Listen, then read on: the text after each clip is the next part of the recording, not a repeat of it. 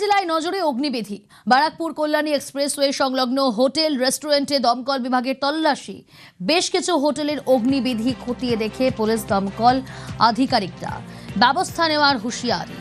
অধিকাংশ হোটেলেই নেই ফায়ার লাইসেন্স, বিকল অগ্নি নির্বাপক ব্যবস্থা, এমার্জেন্সি এক্সিট। একাধিক হোটেলের নোটিশ দমকল বিভাগের। দ্রুত পদক্ষেপ না নিলে হোটেল বন্ধের হুঁশিয়ারি। আরও একবার জানাবো, জেলায় জেলায় নজরে অগ্নিবিধি। বারাকপুর কল্যাণী এক্সপ্রেসওয়ে সংলগ্ন হোটেল রেস্টুরেন্টে দমকল বিভাগের তল্লাশি। বেশ কিছু হোটেলের অগ্নিবিধি খতিয়ে দেখে পুলিশ দমকল আধিকারিকরা। এর তো কাগজ নেই, তো লাইসেন্স কোথায়?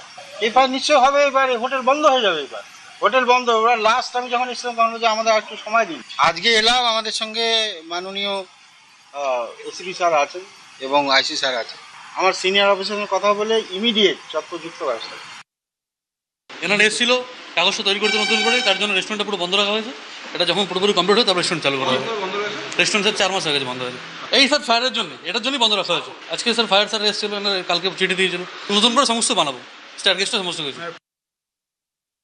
বারাকপুর কল্যাণীর এক্সপ্রেসওয়ের উপরে পাশাপাশি যতগুলো বড় বড় রেস্টুরেন্ট হোটেল রয়েছে সেখানে আজকে এলেন দমকল বিভাগের আধিকারিক এবং এলাকার থানা। তারা অগ্নি নির্বাপক ব্যবস্থা খতিয়ে দেখলেন। সেখানে অধিকাংশই হোটেলে দেখা গেল অগ্নি নির্বাপক ব্যবস্থা আছে, কিন্তু সেগুলো একটাও কাজ করে না এবং প্রাথমিকভাবে যেগুলো কাজ করছে না তাদের কোনোটায় তার নেই, কোনোটায় বা সুইচই নেই। ফলে সব মিলিয়ে এবং যদি কখনো দুর্ঘটনা ঘটে যায়, মানুষ যে পালিয়ে কোথায় যাবে তার কোনো একটি মাত্র এন্ট্রান্স।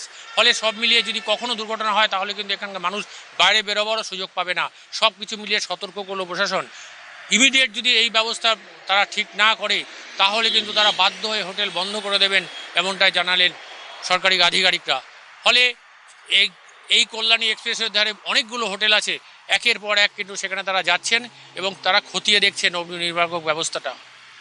ব্যারাকপুর থেকে অরুণ ঘোষ, নিউজ 18 বাংলা।